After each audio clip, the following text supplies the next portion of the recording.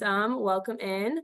Thank you so much for joining today's Fireside Chat on abnormal vital signs, that intervention bundle, with a closer look at assessment and triage tools. So we can go ahead and get started. We can go to the next slide. So starting off with our acknowledgement, as always, the EMS for Children Innovation and Improvement Center is supported by Health Resources and Services Administration, also known as HRSA, which is in the U.S. Department of Health and Human Services. The contents are those of the authors and do not necessarily represent the official views of, nor an endorsement by HRSA, HHS, or the U.S. government. So again, thank you everyone for joining us. We can go to the next slide.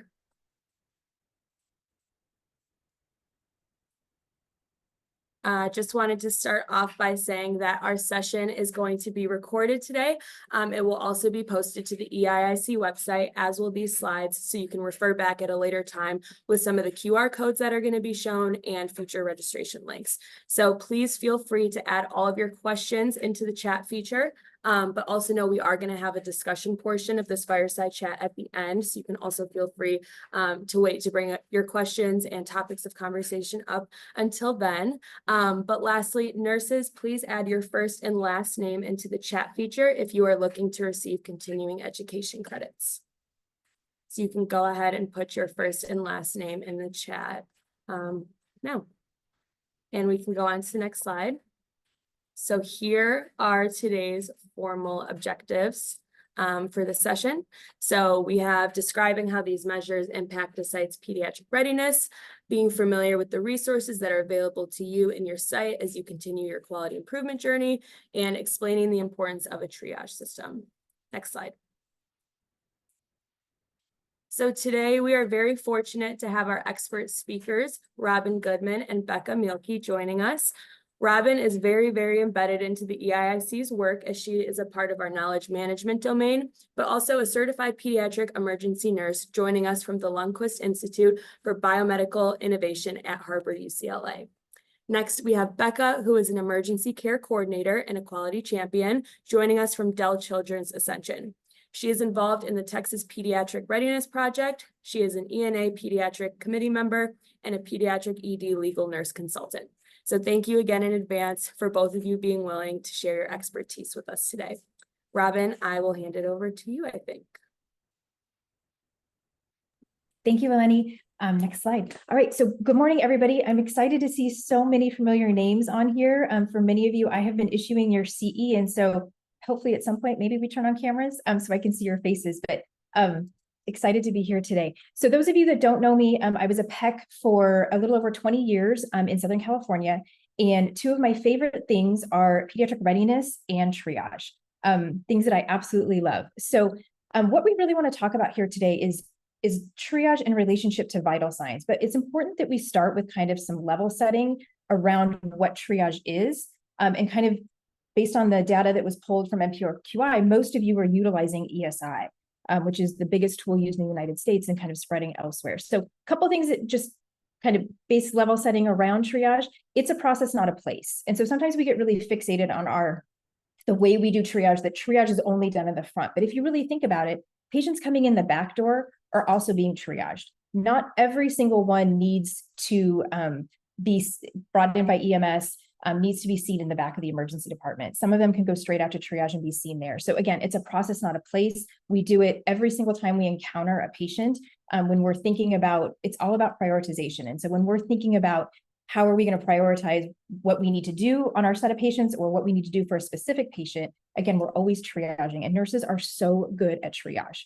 Truly, their assessment skills are amazing. And so the purpose of triage, when we're talking about in emergency departments assigning acuity, we're looking at how do we categorize all these patients coming into an emergency department? How do we look at them in the way that they're presenting and making sure that they're getting the resources that they need at this initial encounter? You know, oftentimes we don't have a lot of information about them. They show up. Why are you here? We get a few basic questions, and we've got to make a decision on that. And for the success rates that we have are so interesting. when we start doing QI around triage and we look at how successful we are with that small little interaction, how well nurses can triage patients, especially if we have great training and support for those nurses as well. The most commonly used tool, like I said, is the Emergency Severity Index. It's a 5-level system. You can see an example of the updated version to the right. If you guys are still using version 4, a new version is out, version 5. So please make sure you take a look at that. You can find that on the ENA website or on the EIIC website as well. Key components of ESI were, again, identifying patient acuity. So those patients that need to get to resources as quickly as possible, we identify them quickly. When you're talking about boarding and having a ton of patients in your waiting room, we want to identify those high-risk patients or, requires life-saving interventions in our high-risk patients immediately and get them back to our ED as quickly as possible because we have a more stable waiting room at that point in time. We're dealing with level 3, 4s, and 5s. If we can identify those 1s and 2s really quickly. Always thinking about what are the resources this patient needs. And that's why training is so important when we're talking about triage. You have to understand how the care is going to be given in the back to make good decisions about resource needs. And then vital signs, which is going to be the main topic of our discussion today. And then how we make these decision points. How do we go through each one and decide where this patient is going to go? All right, next slide, please. All right, so why is it important? I believe if I recall, 70% of people had a standardized triage policy, or I'm sorry, a standardized triage program. And so the reason why we do this is standardization. So number one, we have standardization, accuracy in assigning acuity, reliability and validity, and the overall benefits to the emergency department. So when we standardize a process, we help to make sure that we're providing safe patient care through research and all of our QI metrics and things like that. And we can also benchmark against other emergency departments, especially if you're in the same system, that can also kind of target how we're going to take care of these patients. If we have a lot of fallouts, we're going to evaluate those patients based on starting with our triage process and how they came into our system to see if their throughput was actually effective when we're going through that. Accuracy in assigning acuity. This one always blows me away. Most studies show around a 50 to 65% accuracy rate, despite training with assigning of acuity. So really important, again, for education, and not just initially when we train people how to do triage, but ongoing at least every other year with really good QI follow-up that Becca's going to talk about later in her part of the presentation. And then reliability and validity. When we take ESI, as ESI was created and developed all those years ago, it is a reliable and valid tool. And so when we use these tools, we know we are doing best practices for patients. We know it's effective. We're getting the right patient to the right resources at the right time so they can have improved outcomes for care. And those benefits help us identify critical patients. We have much better patient flow. I'm sure you all have worked on a day where you maybe don't have the best or most trained, most confident triage nurse, and your ED can get chaotic very, very quickly. And so having a standardized system that everyone is trained on and support in those roles, it helps patient flow improve better. There's greater communication between all different parts of the emergency department. And it also kind of helps us inform on staffing. Do we need to staff up and triage to get patients through when we have consistently a bulk of patients coming in between noon and 4? Do we need to modify how we're doing staffing during that time to kind of help and support those needs to get these patients through? Next slide, Casey. All right, so what is the role of vital signs? I'm just going to ask for an emoji. How many of you get a full set of vital signs? Full set. Whatever that means to you. Just drop an emoji in your little, or in the chat. I got a 1 thumbs up. Okay, so one of us are doing a full set of vital signs in triage. Maria, thank you. Appreciate that. Rusty, okay, awesome. See, okay, we got lots of people doing full set of vitals. I love that. So why do we get these vital signs? It's because it helps us assist in determining what the patient's acuity is, right? It gives us a little bit more information about what is going on within the patient, right? We're not just looking at the outside, we're actually getting information about what's going on inside the body a little bit. And so it is helpful to get that information. So high-risk indicators, abnormal vital signs are predictors of deterioration. So if you're not getting vital signs, you're missing your flashing lights to say, hey, there is an emergency here.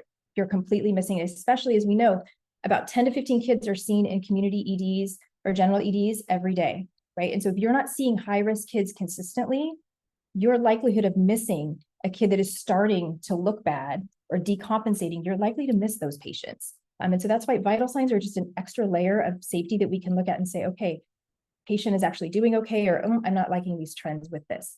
And then monitoring as well. We can monitor patients from that initial contact when that patient comes in from triage. We can see where they go next. We all know that there can be significant delays within or screening a patient, triaging a patient by the time they actually get back into a room to be, to be roomed and cared for back in the emergency department. Those vital signs can change significantly. And that trending piece is so important when we're looking at these patients.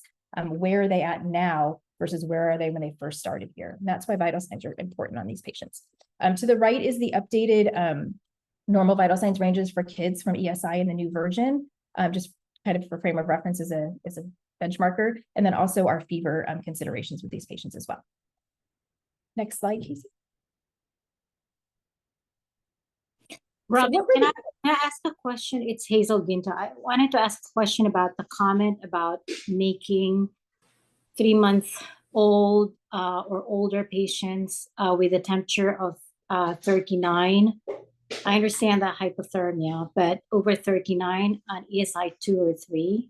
What's that based on? Because, in the winter, that could be a significant number of patients. And then if everyone's at 2, then, the real 2s there with respiratory distress and all that might get lumped in all of the 2s for febrile older children.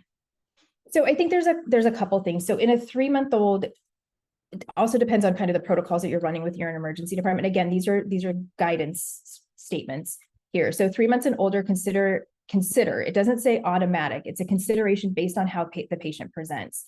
So 3 months and older, that could be a 14-year-old, right? So 3 or 4, that's just saying any patient that's 3 months or older, you want to consider assigning maybe a level 3. I mean, you could have a kid with a very, very high fever that's running around interactive, doing great, drinking, they just have a really high fever. That one I may not bump up to a 2 or a 3, right? I may take a look, they may have an ear infection or something else going on with them, but it's something to consider. And I think that's the important part, is that word consider. It doesn't mean every single patient. It means if the patient is not interactive, is not tolerating POs, is maybe fussy or irritable, or has a maybe non-baseline neuro, they're just lethargic or tired appearing.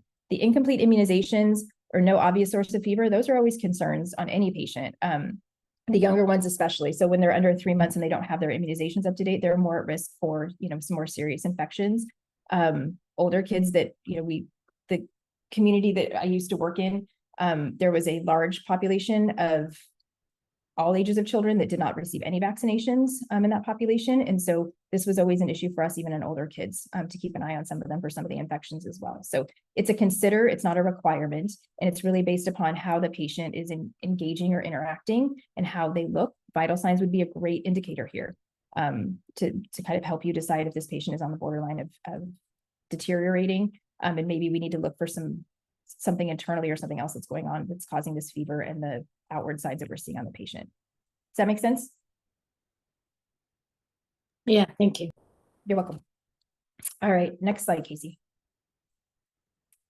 All right, so changes. So what occurred when ESI version 5 came out is they streamed down a few things. If you haven't looked at all the changes, there was 4 or 5 big changes that they made, but we're focusing primarily on vital signs.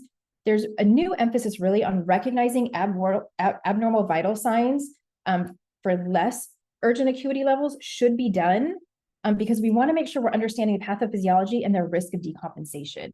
And so it really is a push now that a full set of vital signs should be made before you're assigning an ESI level on a patient, because we miss sometimes the well-appearing ill patients. And again, when we go back to those 10 to 15 patients presenting to community and general EDs, if we're not seeing sick kids all the time, are we missing these kids that are well appearing? And this is that piece where vital signs can really help identify that when we compare them, especially this high risk vital sign over here. If our vital signs go out of that range, we need to start asking ourselves questions. Something's going on with this kid.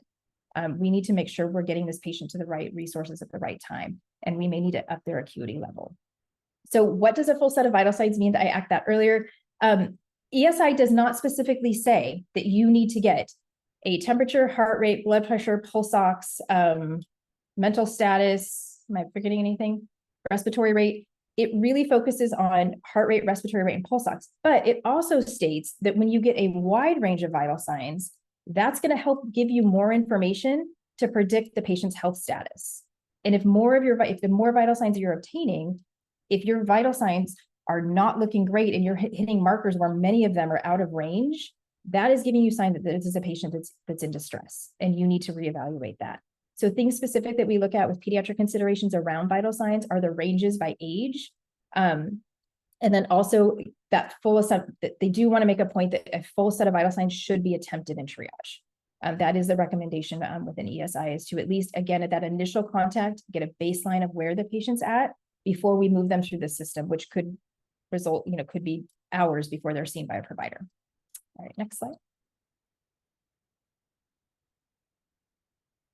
All right, so is it ESI? Kind of after going through all these things and looking at ESI, I want you to think about your ESI policy. And I'm hoping you all have a triage policy in place, but I want you to think about your policy specifically. In working with different groups around the country, I've had the ability to kind of get copies of a lot of different triage policies.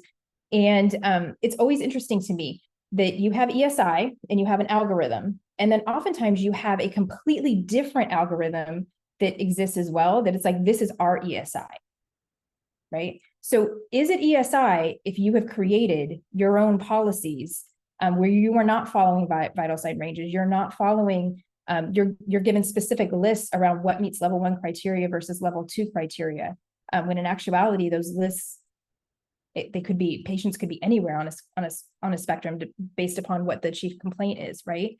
But when we start modifying ESI based on what we actually see from HRQ and ESI or ENA now, we need to really think about, are we using a valid and reliable tool when we start making those changes?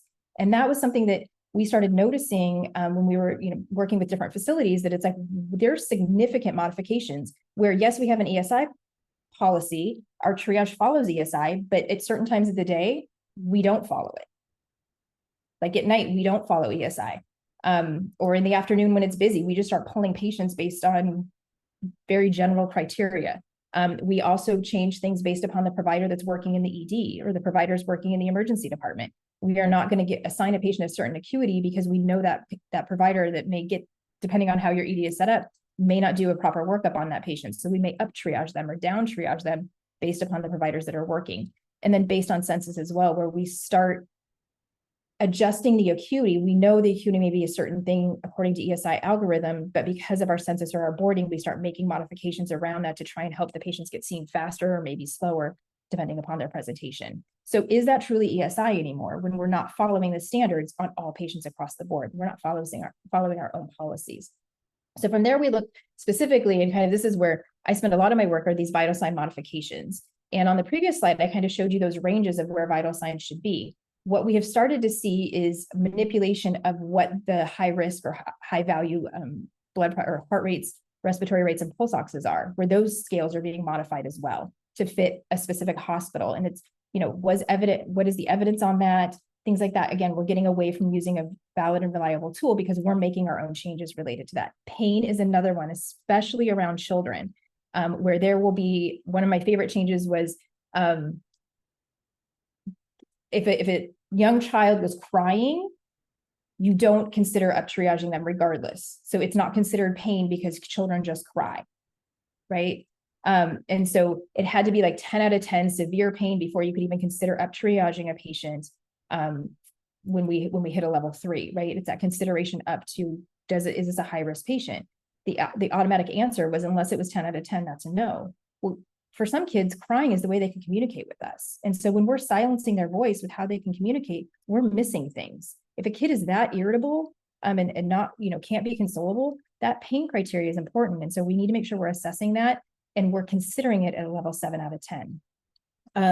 Assigning acuity prior to obtaining vital signs, this is another one. We need to make sure for levels 2 and 5, and sometimes, those high-risk patients, you get a set of vitals and you realize, oh, this patient actually needs to go to a level 2. But we need to make sure we're getting some kind of vital signs, ideally a full set of vital signs with blood pressure for all patients, except our level 1s, and sometimes our level 2s, because they can be taken straight to the back and vital signs can be taken back there. We don't want to delay their care to obtain vital signs in triage. And then inconsistencies in process. This is my favorite. You have your special, awesome triage nurse that loves to be out in triage, all 5 shifts that they work during the week. They want to be there the entire 12 hours of every shift. They love the overtime. They just come and do it. But you know what? They don't do vitals. They have a real interesting process of only doing half the triage form. We have real big inconsistencies and problems, and we don't ever address it with the staff. We just kind of let those people love to be out there. We just leave them out there. We let them do it, but we don't make sure that they're actually completing the process, which puts the patient at risk, as well as the emergency department and the staff at risk as well. And then we want to make sure we have these notifications and trigger follow-up notifications with physicians, as well as trigger notifications built into our triage systems as well, that when these vital signs are flagged, or we get an alert that someone's going in and checking, did this just trigger a sepsis alert because I have a high respiratory rate, high fever, and high heart rate? Maybe I do want to check a blood pressure on that kid to see, is this before I just send them to go wait because I'm making them a level 3? Do I want to make sure I get a blood pressure to make sure this isn't decompensated shock in a pediatric patient that still looks well when we're doing that? And so when we don't identify some of these things, and kind of why I have the balloons in all different colors there, is if we don't have a really good policy on how we manage or we set up triage and we do a QI process through that, everyone kind of has a different opinion and they're going to do it differently. And this is something, again, we want to make sure that we're standardizing this process across the board. And when it comes to vital signs, we need to make sure that we're really all on the same page with how this is done. One other thing, just as a side note, when we talk about doing vital signs and triage, I'm going to go to 80-year-old women that tremble and shake. They're really hard to get vital signs on too, right? But we get them. And so kind of having these arbitrary rules where, oh, under these certain age, we don't get vital signs in those kids still can get critically ill. And they still have a need to have vital signs taken to make sure that we're recognizing them when they're coming in. All right, next slide. All right, so what are strategies for success? So again, comprehensive education and training program. ESI is very clear. The handbook is not a training program. You have got to train people on how to use this algorithm, and not only train them, but support them in training. You need to have really good policies so they can follow them, and then ongoing education. It can't just be a one-time, oh, you got your triage training, you're good for the rest of your life. You've got to do it annually. You've got to give people scenarios, talk to them, do QI that Becca's going to talk about, have tons of resources in your triage area available to them. And, I pulled out some of the pediatric stuff as well, but have an algorithm there so they can see it, have appropriate pediatric pain scales, have the resources in triage to take pediatric vital signs, have a rectal temperature. Those are things that if you're in triage, you should not be having to go walk to find those things. They should be readily available to you at all times when we're doing that. I always throw making sure wherever you are in the US, know your triage, your trauma protocols as well. A lot of pediatric trauma patients come in through the front door. They are not brought in by 911 because they often have delayed presentations. And so in triage, recognize these patients maybe coming in with abdominal pain and vomiting that had a bike accident a few days ago. Recognize that these patients could be potential trauma patients. And so those are additional resources that you would want to have in your triage area to make sure your nurses know when these patients need to be activated as traumas for trauma centers, but also communicate with the back that I think this is a trauma patient. If you're not a trauma center, that they need to be transferred to as well. And then monitoring and feedback, again, continuous quality improvement measures. You always need to be making sure you're reviewing how well you are doing when you're kind of going through this process. And so how accurate are you at triage? One of my projects that I worked on when I was a PEC was a lot of our providers were really frustrated and kept saying, oh, people are under triaging, and I oversaw the triage program. And we're under triaging, over triaging. And so for 3 months, we pulled every sticker of every patient that they felt was an under triage and over triage. And we looked at the resource utilization. So the rollovers from like our more urgent care area to our main ED, we did a really deep dive in that and had less than a 2% variability rate. So 98% of the triage were actually correct by the triage nurse that the providers initially said were not. And when we went back and followed up with them, they understood. But again, it all comes back to training and support and making sure that we're continuing and supporting nurses as they're in this process. So I'm going to hand this over to Becca Mielke. She, again, is from Dell Children's, and she's going to talk about why vital signs in children are important and how she structured a really successful QI project to support change strategies within triage. So over to you, Becca. Thank you so much. Again, my name's Becca, and thank you guys for having me here to talk. Just like Robin, triage and pediatric readiness are a few of my favorite things. And I've recently worked on a QI pediatric triage improvement project with Cheryl Yanger, who's actually on this call. So I've gathered with all the work that I've been doing, I've gathered some information that I wanted to share with you guys as a resource. And so we're going to talk about just some information, how to take that, those evidence-based, information that we get to bedside. And the first thing I just want to mention, and you've probably heard this, but review what evidence-based standards are for pediatric vital signs. Get familiar with that, understand, because oddly enough, you may see different vital sign ranges in different places, but really understanding what evidence-based standards are for pediatric vital sign ranges. And another thing, Robin already talked about ESI mandating full set of vital signs for pediatric patients in triage. So again, I'm just going to echo that.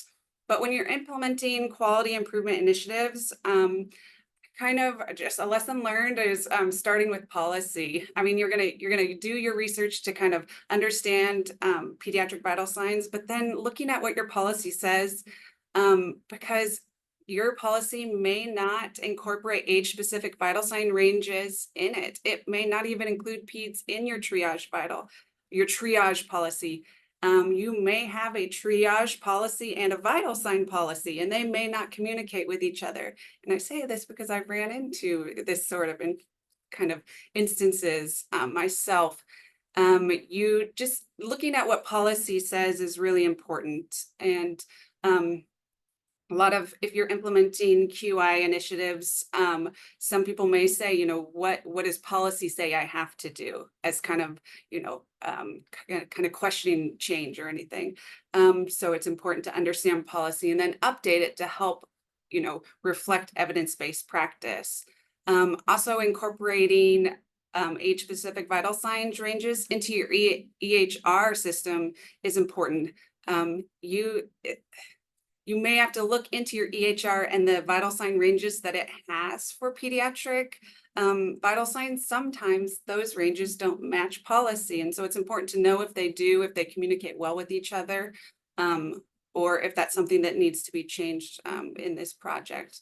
And then also implementing automated alerts for out of range values for pediatric vital signs. If that's not something that happens, then it's something that you can help implement as part of your project.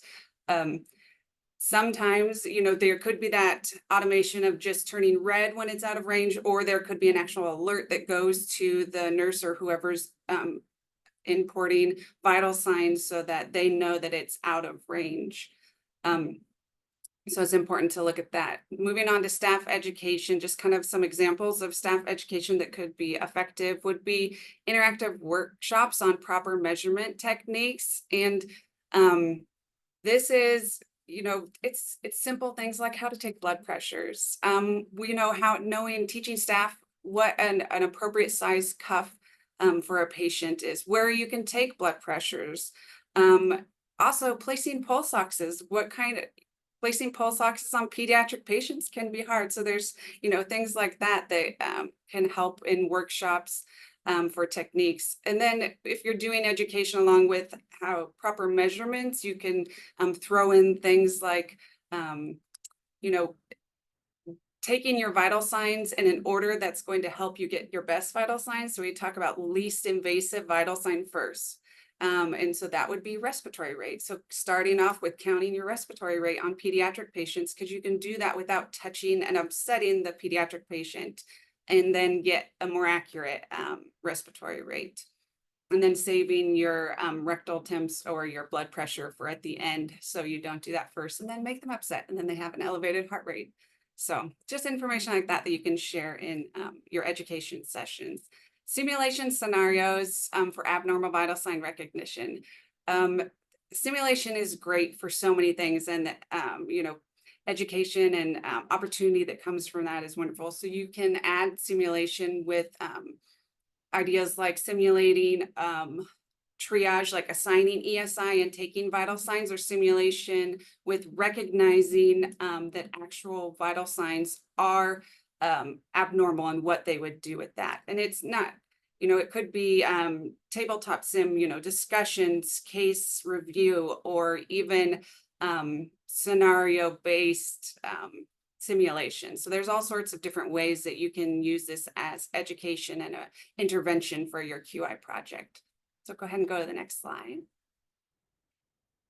Okay, change strategies. So different things that you can use. Everyone loves a visual aid, just say that, like everyone loves a checklist and a visual aid. I like one pagers, right? Because if it's on more than one page, then maybe it's too much information for my brain to process. So I like that one pager that can be laminated or put in triage for your triage nurse to reference, like outline of vital sign parameters or ESI tips and tricks. Badge buddies. I don't know if everywhere else loves badge buddies, but you can use a badge buddy and it's right there. I gave an example on the page of, that age-based vital sign ranges that's right there for people to use.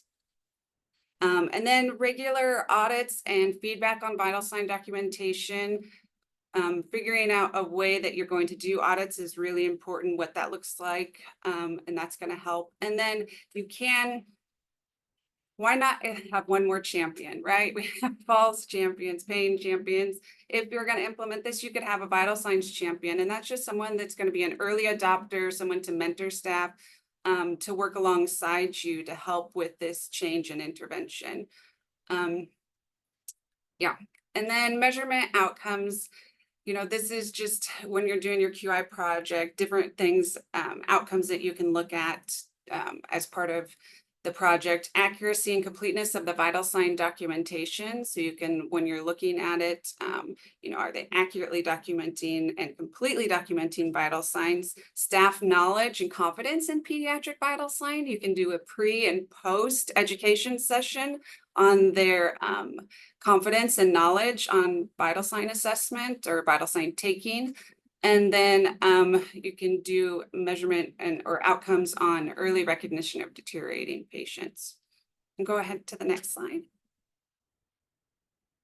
And this is kind of lessons learned through my own QI project. This is kind of when I do education with my nurses, this is that extra little nugget of information that I'm gonna kind of throw out there.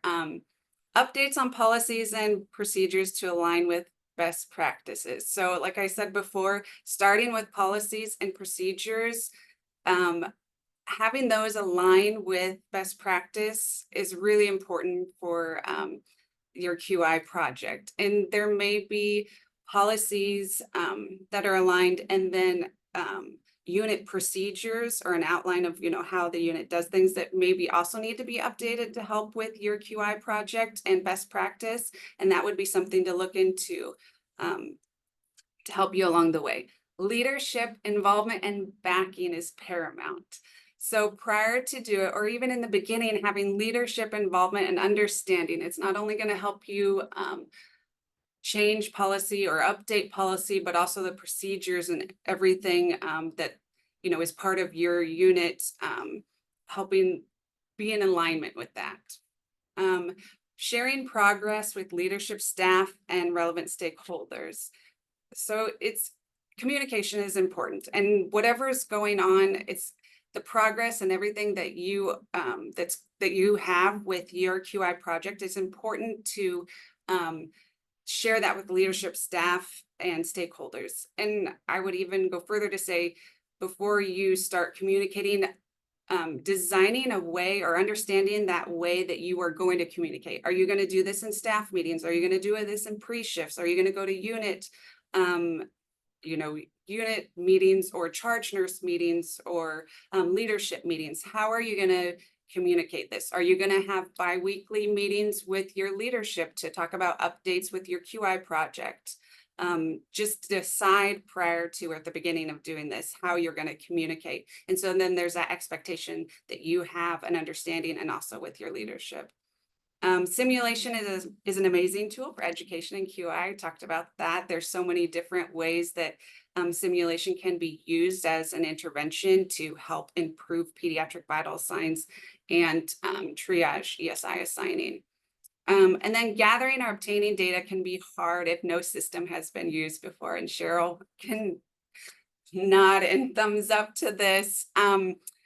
Understanding if your facility or where you're working has a system for gathering data, distinguishing pediatric patients. Is there something like Tableau that they're already using to gather data that you can just, take MRNs from and use those when you're doing audits or any sort of data analysis? Do they have a data analysis specialist? Do you know who to talk to see if there's a data analysis specialist? Does the quality department, if you're not part of it, reaching out to them to understand how they're collecting their data or getting MRNs or understanding the information? It was kind of a wake-up call, an eye-opener when I was going into my project, understanding that, there wasn't really there was like 5 different processes going on. And so understanding that before you jump into your project is really important. And then integrating age-specific vital sign ranges into the EHR systems can be difficult. And for everyone's sake, I hope I'm wrong on this for most people, and changing your EHR is really easy, and all you have to do is submit a request through a QR code, and then all of a sudden your EHR changes. But in my experience, there is a little bit of difficulty and hoops and things that you have to go do to change EHR. For us specifically, because I work in a facility that has it's in a system. If we change our EHR for our facility, it also changes the EHR for other facilities. And so there's more steps and difficulty in going through changing the EHR, meaning like changing it to have alerts for abnormal vital signs, or changing the ranges of pediatric vital signs in your EHR. So again, I hope I'm completely mistaken, but this again is my experience, and I just yes, I'm just understanding if your QI project involves change in the EHR, understanding what that might look like before you go into it. So those are all the lessons I've learned and information. So thanks for letting me share. Well, thank you so much to Robin and Becca for an absolutely amazing presentation on triage systems and processes, and also a lot of information on quality improvement too. That was super helpful. So thank you guys for sharing. Now we're going to move into the Q&A portion of the session. We invite everyone to come off of mute to add questions into the chat feature or the Q&A feature. Either one is fine. We want to hear any questions that you might have had throughout the presentation, or anything that you all might want to ask Robin or Becca. Now is a perfect time. And I'm also seeing in the chat, Brandon said he has a better chance of winning the lotto than an EHR change. So if anyone would like to also share any barriers or any information about their QI projects or anything at all, the time is all for you. So feel free to come off mute. I was just going to chime in for Brandon's thing about EHR change. One significant lawsuit is, I mean, if you look at litigation around pediatric malpractice or poor outcomes, that's a great place to start with your risk management group. And if you can get risk management behind some of those changes, that can be really, really helpful. Because it's going to alert your providers of abnormal, whatever you're looking to get put in there, it's going to cause an alert that's going to make people stop, which the risk management could be a little sensitive about as well, that they don't always like all the alerts because it flags in the EHR. But having those conversations is important when we're talking about those EHR changes. And so it's finding your supporters that are going to help, whether it's you're part of a system that requires you to be doing QI and integrating change to improve outcomes. And through QI data, you can show them like, hey, we're really having a problem here. We need to make sure this gets better, and going through leadership chain to make that EHR change. And so, yes, it can be time consuming. It's just finding the right people to help communicate to those people why these changes are important. That's all. Thanks, Robin. So I'm seeing a question in the chat. Timber says, what about pain? Is it recommended to have visual cues for pain assessment? What do you mean about visual cues? We need to have validated tools. So depending upon the patient's age, like NPAS for NIPS, FLAC, FACES, verbal self-report. We need to be using a validated tool. So I'm not sure what the visual cue is. That just like looking at the patient saying that they look like they're in pain because they're crying, or you can come off mute. Yes, tools. Yes. Should always have for every age range your policy, and usually hospitals are required to have a pain policy. It's again just making sure that there's pediatric considerations within that. And then within your own ED policy, if you have a departmental policy, making sure that's replicated, or it's just the original hospital policy is referenced to say, you know, neonates will use this scale, nonverbal children or children under the age of X will use this scale, and verbal children will use this scale, or adults. But yeah, we should be using validated tools to assess pain in kids. Casey also put the peak pain resource link in the chat, as well as some more pain intervention bundle PRQC resources link in the chat if you want to check those out too. So next question I'm seeing from Stephen: what do you find the best way to do simulations? How complicated should it be? I think staff like doing classes that involve interaction, not just sitting there listening to me drone on. A lot of the simulation that, well, I mean, with my QI project, the simulation that we did were surrounding ESI assigning and, you know, giving a scenario of a patient and then having the class, you know, assign ESI and actually holding up cards for what ESI that they would assign. And vital signs are a part of what they needed to assign ESI.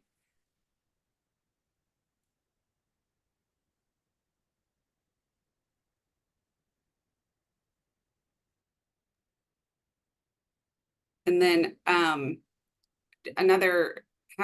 been thinking about developing, but another kind of simulation would be on their own case study. This is more of equipment, knowing where pediatric equipment is. So having a scenario of a patient that comes in and you have to take care of them. So then going and finding the like appropriate size blood pressure cuff, the thermometer, or whatever you need to take care of that patient, and then answering questions along the way. So it's a scenario with finding equipment, so they're out moving around, but then also inputting information about what they need. Thanks, Becca. Stephen, let us know if you'd like any more information on that. Thank you.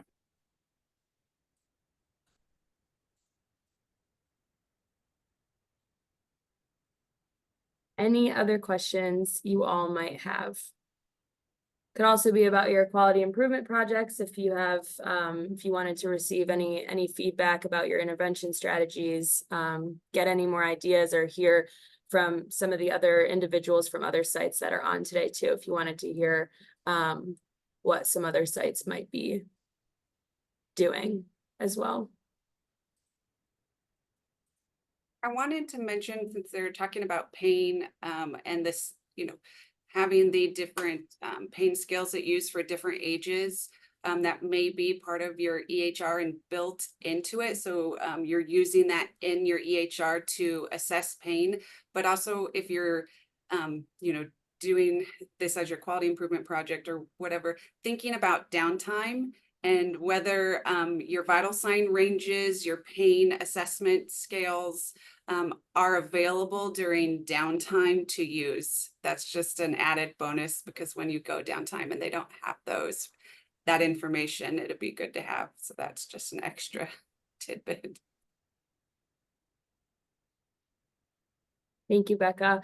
I just got a question sent to me in the chat. Any recommendations on how to get vital signs from crying/upset kids?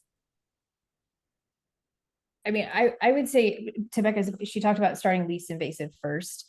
And with kids, you kind of got to make it a game. I think our triage space, we lived in bubbles. Even older kids, you know, they like, it's weird. Bubbles kind of attract anyone. Sometimes it's just letting them hold a different blood pressure cuff.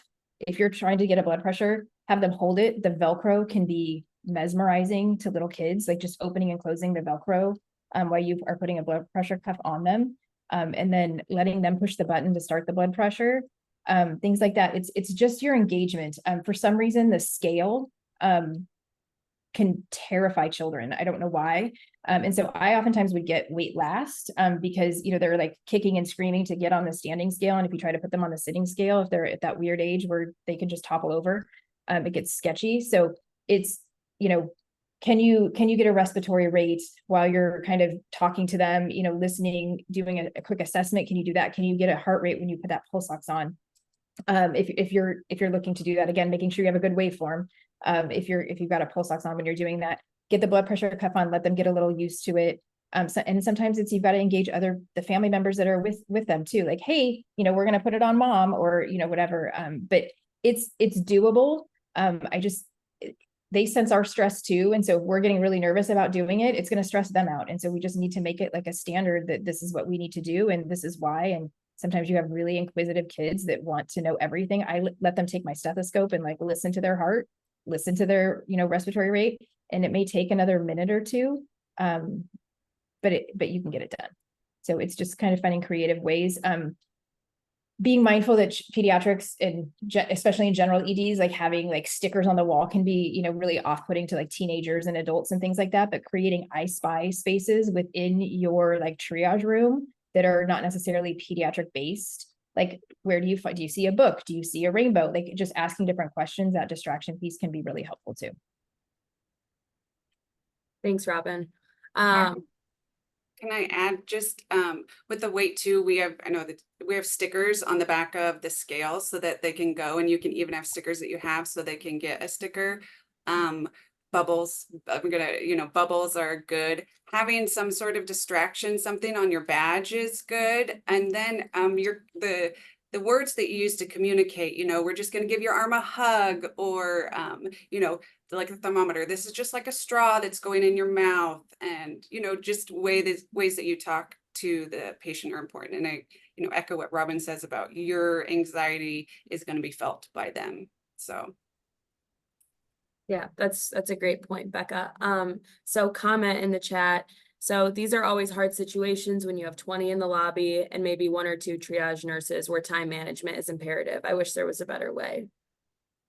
Yeah, agreed. I think we all wish there was a better way. And, I come from a children's hospital background. So, our waiting room was always full with 20 people, but we still had to make sure we did an appropriate triage process and assessment for every single one of those patients, and so it's like, yes, it's frustrating, but we still have to make sure we're meeting the standard of quality care, regardless of what that means with how many patients we have in the lobby. And so if I had a ton of patients in the lobby that were waiting, for triage or waiting to go back or whatever, it's, from a ED perspective, it's like, I need to make sure that my leadership team knows that I've got a ton of unwatched patients or untriaged patients, side patients that are out there. That's a liability for me, and for this department in this hospital, and really communicating that.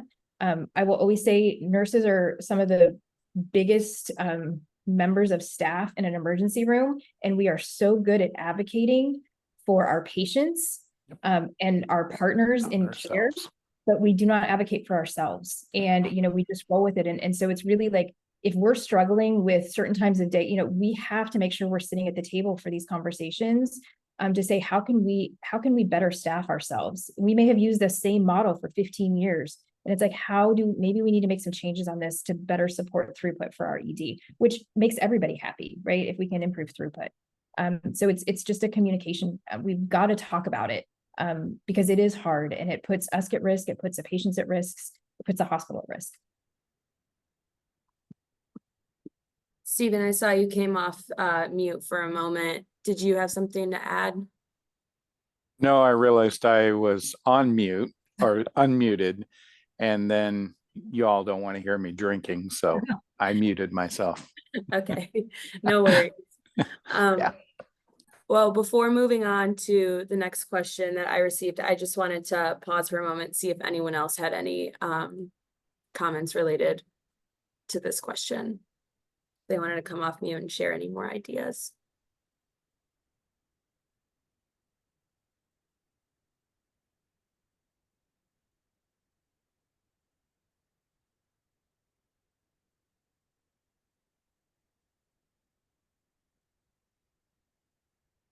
All right, well, next question we have is, what are your thoughts on using cap refill versus blood pressure?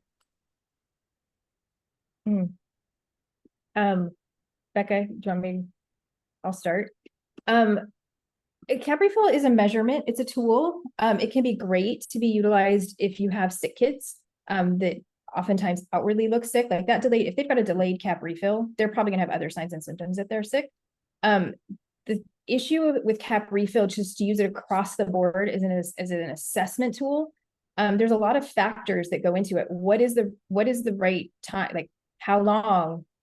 What should cap? How many seconds? Is it less than 2? Is it less than 3? There's things based upon age. There's different ages that could have different measurements, right? So there isn't one consistent that it always has to be under 2.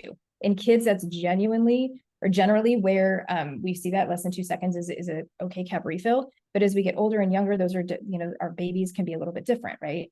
So there's variability around that. There's variability around the environmental temperature. There's variability around the patient's temperature, what the lighting is in the room, what the color of the patient's skin is, right? So many of us weren't taught how to do great cap refill and skin assessments on darker skin. So are we just being, oh yeah, it looks great, and we're moving on? Are we really looking at those patients as well? The other part is, where are we applying pressure and for how long? If you've ever seen someone do cap refill, it's a quick push and done. Most recommendations say 5 to 10 seconds of pressure.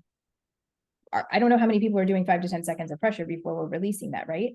And then when we think about an early, like septic shock and things like that, when we're kind of at the beginning, you can have flash cap refill as the patient's going into decompensated shock.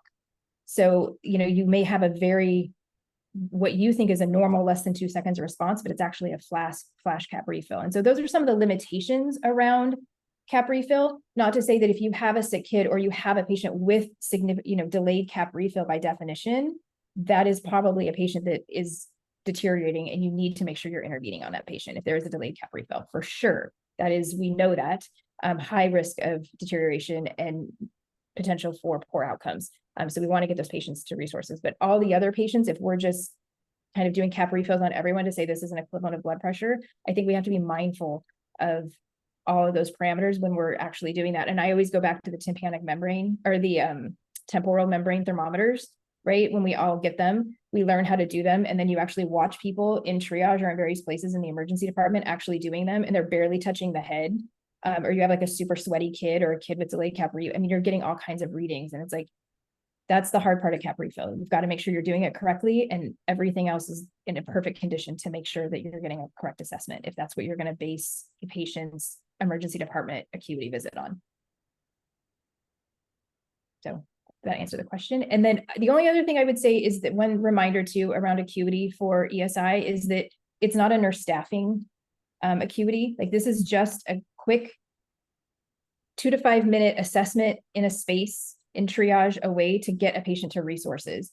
It should never kind of serve as that, like, this is how we're going to staff our ED, or this is what we shouldn't be arbitrarily changing them. Once they're back in the ED, we shouldn't be changing acuities. If they've been seen by a provider, we shouldn't be making those changes. The goal is, this is in order of which a provider should see the patient, based on what our assessments are in the front. So, Becca, I don't know if you have other thoughts on that. No, you did a great job.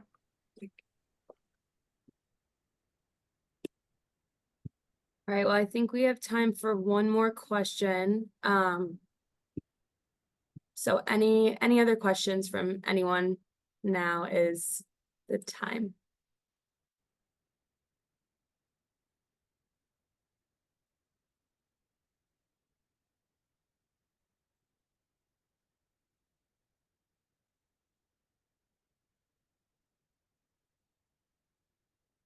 All right, I am seeing here, what do you think when you hear people say that an elevated heart rate is due to fever?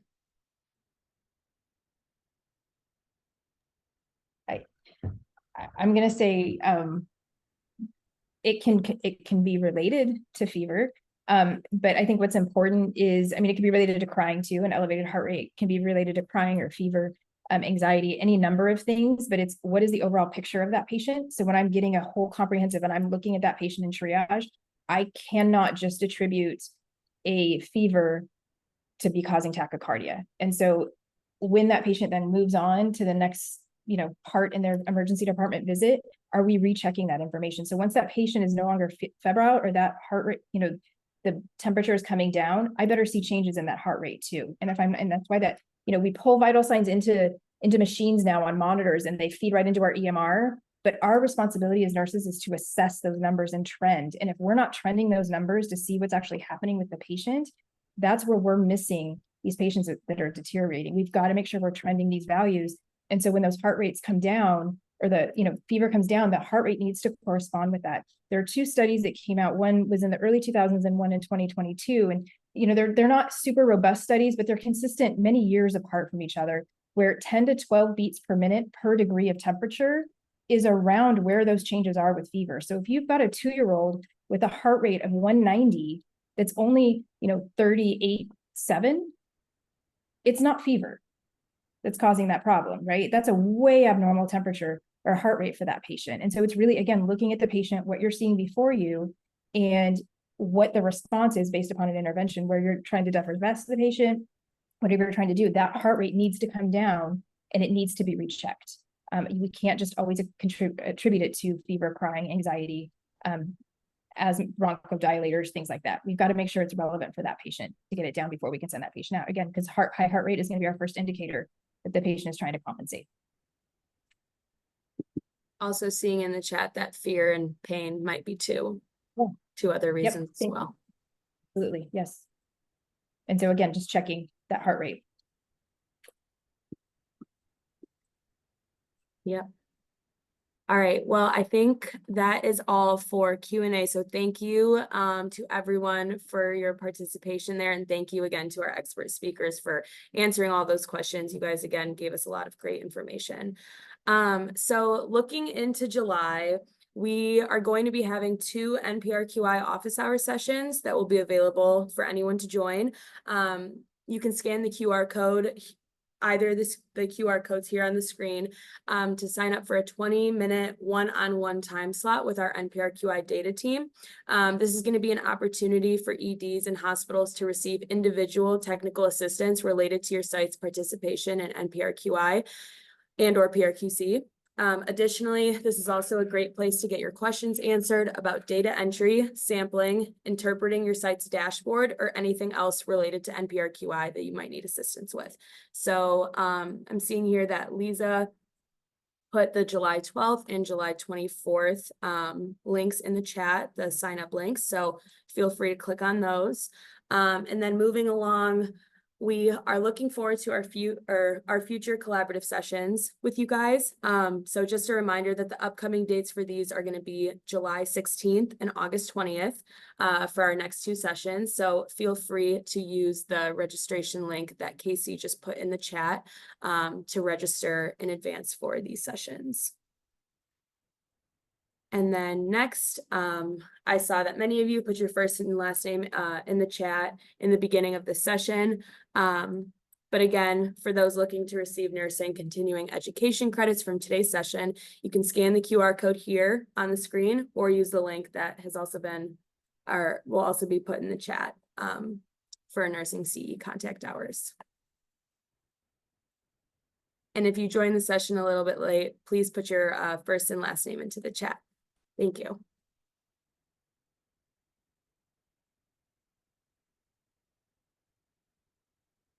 Awesome. Thank you for putting your first and last name into the chat.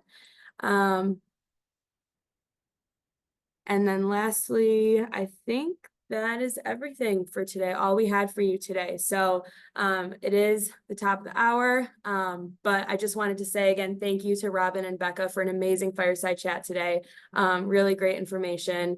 And thank you all for joining. And if there's no further questions or comments, then we hope you all have a great rest of your week.